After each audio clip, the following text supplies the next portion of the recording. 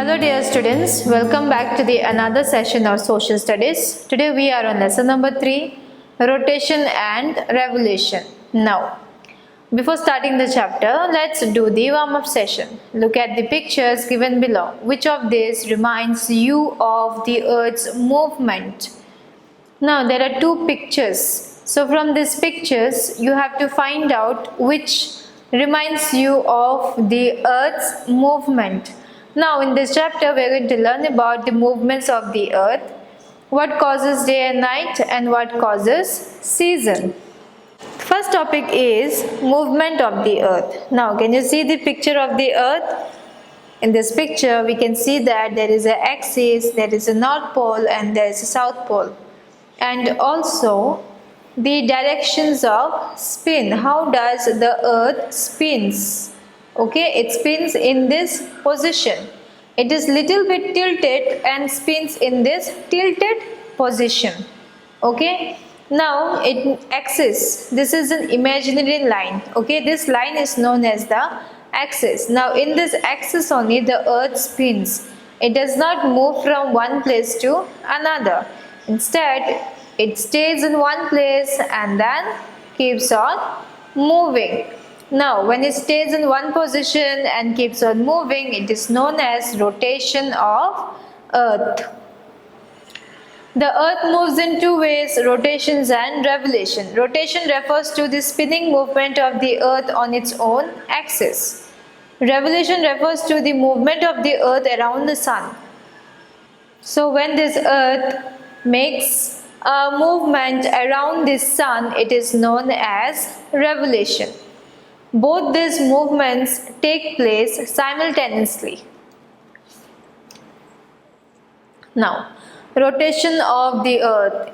If we watch a basketball spinning on our finger, we will notice that it spins about an imaginary axis. This axis coincides with our finger at the bottom. In the same way, the Earth too has its own axis on which it rotates. Now this is the line of axis. Okay, now the Earth moves in this axis itself. And this, when they move, they doesn't move in this position, but they move in this tilted position. Okay. Now we can see that this line is the North Celestial Pole and this line is the South Celestial Poles. This is the line of the equator. Okay, line of the equator, orbital plane, or this is ecliptic. Then it is the rotation axis. Okay, this is the rotation axis. The axis of the Earth is an imaginary line that passes straight from the North Pole to the South Pole through the center of the Earth. This is the center of the Earth. Now they move from the North Pole to the South Pole. This is see exactly there is no line on the Earth. Okay, these all lines are just imaginary lines. Scientists, they have just imagined that there are lines of North Pole, South Pole. There is a line of axis and there is a line of equator. So all these are just imaginations of the scientist that the Earth's movement is in this way. It is tilted at an angle of 23.5 degrees from the plane of the center of the Earth. It takes 24 hours for the Earth to complete one single rotation around its axis. So when the Earth's movement, when the Earth spins, it takes 24 hours to spin. So 24 hours means it has completed one day. So one day is equal to 24 hours. So that's why we also have day and night. Now let's see about day and night. Earth's rotation causes day and night. As the Earth rotates, the part facing the Sun experiences day, while the part away from the Sun experiences night. So we all know that wherever the Sun is exposed, wherever the Sun rays are exposed, so that area will be having daytime and the other portion will be having the night time. Earth's rotation also has an effect on dates. As we learned in the previous chapter, the eastern hemisphere is ahead of the western hemisphere by a day. This is because the earth rotates from west to east. It implies that in 24 hours, places located in the eastern hemisphere face the sun and turn away from it before places located on the western hemisphere. This is the reason why when it is 1 January in India, it is the night of 31st December in the USA. So, the movement of the earth, what causes day and night? We know that the rotation causes day and night. And the earth, it moves from the west to the east. The movement of the earth is from west to east. That's why the sun rises in the east and the sun sets in the west. And when we are having in India 1st January, then in USA they will be having 31st December. 1 day difference is there between India and USA. When we are celebrating 1st January, then they will be having 31st December. We will begin our new year and they will just begin their new year the very next day. Now see occurrence of day and night on earth. So wherever the sun rays are exposed, it is day, and wherever the sun rays are not exposed, it is night. Now revolution of the earth. The earth revolves around the sun in a fixed and elliptical orbit. It takes 1 year or 365 1/4 days to complete one revolution.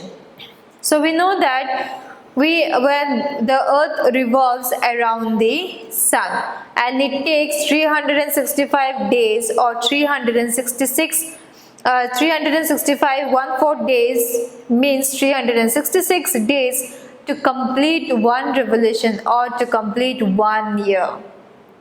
Okay. However, a normal calendar constitutes only of 365 days. So in normal calendar we only have 365 days in a year.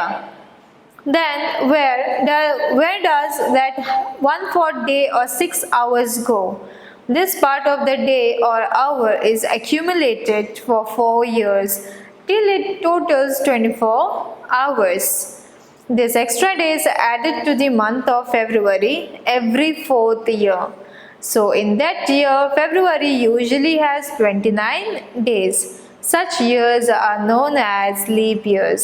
Thus, a leap year comprises 366 days. So, we know that every 4 years we have leap year. So, this 4th day is calculated with 24 hours. Okay. Then with 24 hours, what will be the answer? The answer will be 6. Okay, so every year this 6 we will keep on adding with the 4 years. So 6 4s are 24. That means we know that 1 day means 24 hours, isn't it? So 1 day is added to every 4 years. So after 4 years, we always have a leap year in the month of February. Now seasons on earth. Seasons are caused due to the revolution and the tilt of the earth's axis. Now when the earth revolves around the sun, it moves in a tilted position. Okay. Now this tilted revolution of the earth or the movement of the earth causes seasons. We have all these seasons. We have winter season, we have summer season, we have spring season, then we also have autumn season. Okay. So summer, winter, spring and autumn are the 4 distinct seasons we experience on earth. Let us look at how seasons are caused. When the northern hemisphere leans towards the sun. When the northern hemisphere leans towards the sun, the southern hemisphere leans away from the sun. So when the northern hemisphere leans towards the sun, the southern hemisphere it leans away from the sun. The northern hemisphere receives more sun rays and experiences summer season. So here you can see the northern hemisphere is receiving more it is receiving more lights, isn't it? More rays of the sun is falling on the northern hemisphere, and the southern hemisphere is darker, right?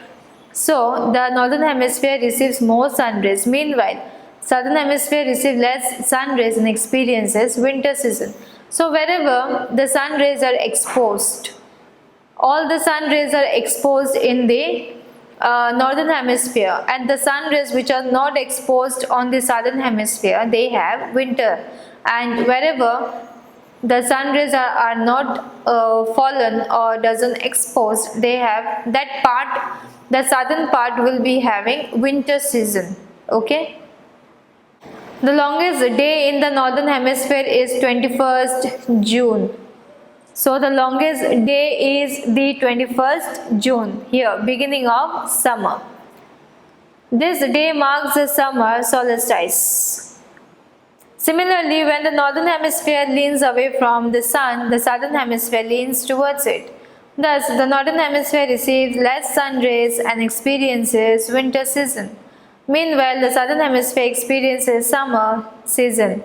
The shortest day in northern hemisphere is 22nd December. Now we will be having on 26th December means the beginning of winter, when the northern hemisphere is not exposed to the sun rays, and here the southern hemisphere is exposed to the sun rays. In the course of the entire revolution, this day marks the winter solstice. In the course of entire revolution, the sun shines twice directly over the equator. This is called equinox. During equinox, the length of the day and night are equal. The equinoxes occur on 21st March and 23rd December. Equinox means when the sun shines brightly on the equator. Okay, equator.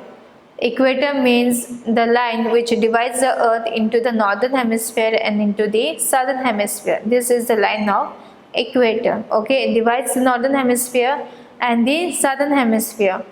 So when the sun shines brightly over the equator, this is called as equinox. Now 21st March and 23rd September are equally divided, okay, are the equinox. Now here is the 21st March and here is the 23rd December. Solstices occur when the sun is directly overhead the tropics. An exception to the above case is in the North Pole and the South Pole. This region receives sun rays for 6 months alternately. Now the North Pole and South Pole, okay, talking about the North Pole and the South Pole. Here we know that the North Pole is extremely cold and the South Pole is extremely cold. Why? Because the Earth's movement is tilted. Wherever the sun rays are exposed, they will be having more heat or summer, and wherever the sun rays are not exposed, that part will be having winter season, right? But the sun rays are very lighter in the North Pole and the South Pole. That's why the Arctic Circle and the Antarctic Circle, they have, or the Antarctic continent, they have the region is covered with ice, and they have 6 months winter and 6 months summer. Thus, this region have a 6-month durations of day and a 6-month duration of night. So they also have 6 months night and 6 months day. This also means that half a year is summer and the other half is winter.